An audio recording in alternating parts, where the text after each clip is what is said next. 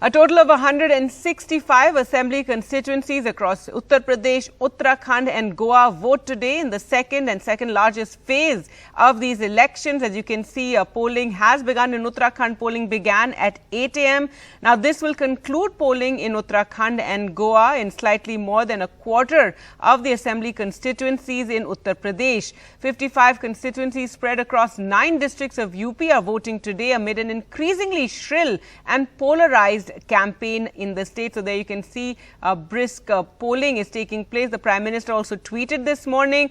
Polling will be held across Uttarakhand, Goa and in parts of Uttar Pradesh. I call upon all those who are eligible to vote today and do so in record numbers and strengthen the festival of democracy. So a lot of interest in the Goa elections this time around with the Trinamool Congress also and the Aam Aadmi Party really focusing on the tiny state. The fate of 40 seats is at stake in Goa, with as many as 8 national and regional parties in the fray. India's smallest state boasts of a rich history of defections, horse trading and fractured mandates. So it's been a difficult election to call. Having been in power for 10 years, the incumbent BJP, led by Chief Minister Pramod Sawant, is facing stiff competition from a bunch of parties in the opposition, which include the Congress, the Aam Aadmi Party and the Trinamool MGP alliance. NDTV's Rishika sent us this report from a green polling booth where the governor had come early in the morning and cast the first vote.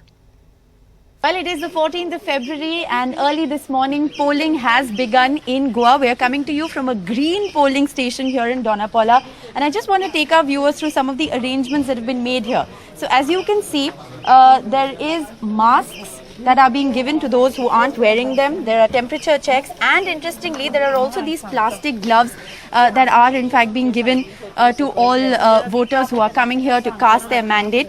This, like I said, is a green polling station, and I'm going to just take you through what are some of the arrangements that have been made.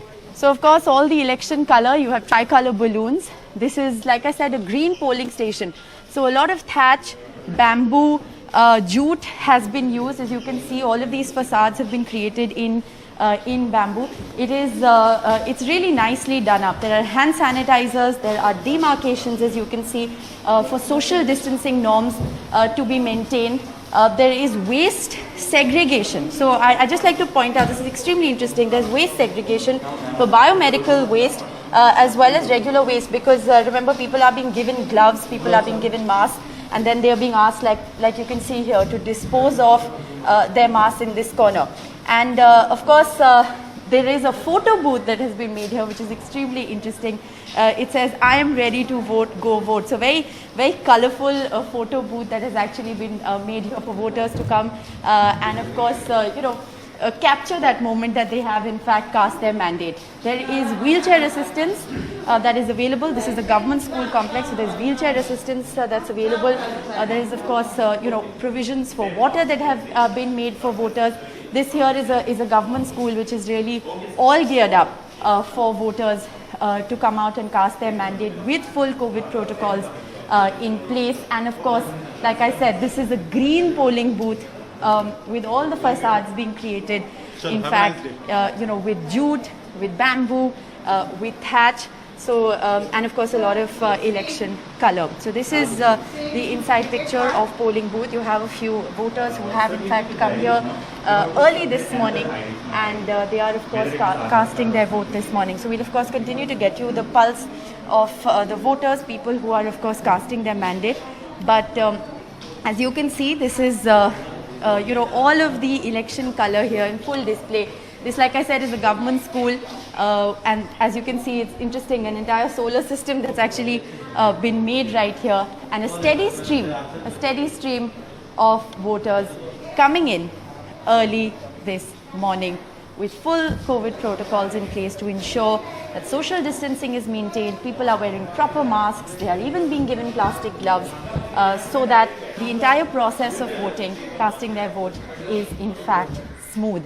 All right, so brisk voting there in Goa, and let's go across to Uttar Pradesh, where a total of 55 constituencies spread across 9 districts go to polls in this second phase of the UP election. This phase of the assembly polls in the state presents a region where the BJP's position has been a bit tentative despite imposing performances elsewhere in the state. One of the reasons is the higher proportion of Muslims in many of the constituencies going to vote in this phase 2 of the 7-phase elections in the state. Recent trends suggest that this is the strongest phase for the Samajwadi party, and it's in an alliance with the RLD. Of the 55 seats, the BJP won 38 in 2017. The Samajwadi party had won 15. Remember, the last time around it was in an alliance with the BSP. The Congress had won 2.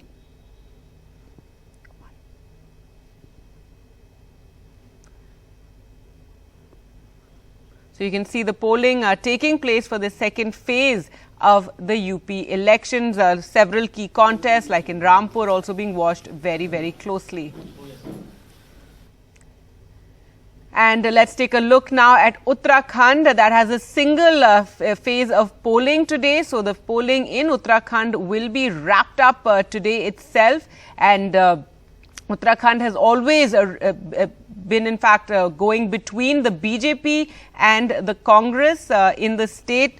They've always voted for one or the other. So it's been a bit of a alternating sort of election in Uttarakhand, and it's seen several chief minister changes. In fact, even just in the last 5 years, it's seen 3 chief ministers. So 70 member assembly constituency, and as we said, it's alternated between the BJP and Congress.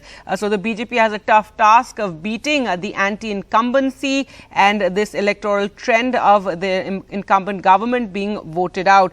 Let's go across to Akshay now for more on the polling there. And Akshay, polling in Uttarakhand began at 8 a.m. not 7 a.m. as it has elsewhere. And tell us more about some of the key contests. And the BJP has a tough task ahead of it to beat the anti-incumbency.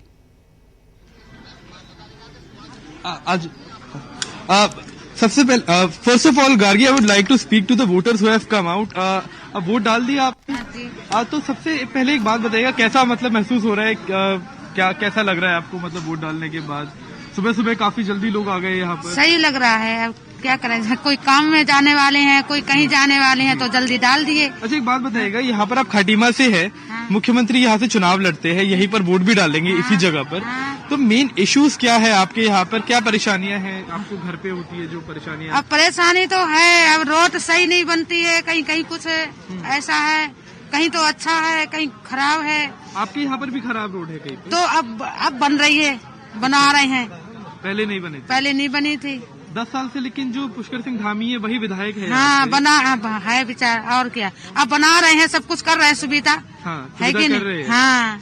अच्छा, तो और इसके अलावा क्या लगता है कि बाकी सब लोग जल्दी ही यहाँ पे वोट करते हैं या फिर सारा दिन आते रहेंगे आपके हिसाब से? घर वाले सब आ गए वोट करने के? अभी नहीं.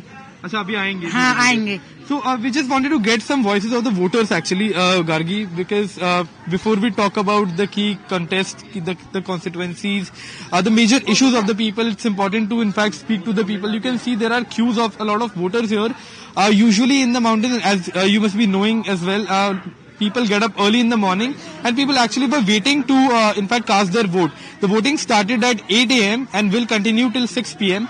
And there are a lot of issues of the people, as the lady just pointed out, that infrastructure, even in the constituency of the chief minister, is a key issue. So we can only imagine what exactly is the state of the affairs in the hilly areas.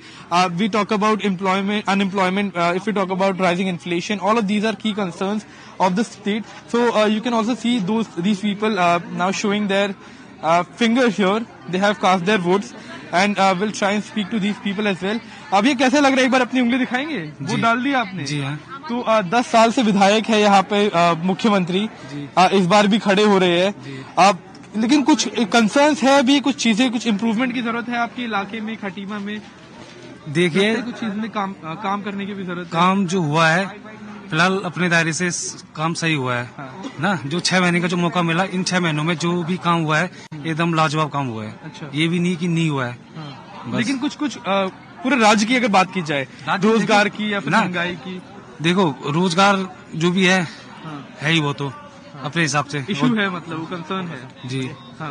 रोजगार तो मिलने वालों को मिल नहीं रहा है, नहीं मालूम करने से सब होता है, नहीं करने से अच्छा। कुछ नहीं होता है। हाँ। हमारा तो ये मानना है। और महंगाई के बारे में, थोड़ी महंगाई भी लोग कहते हैं कि मुद्दा बन रहा है। महंगाई का मुद्दा देखिए समय के हिसाब से आदमी ऑटोमेटिक की जो चीज है वो चीजों को देखता है क्या नहीं है।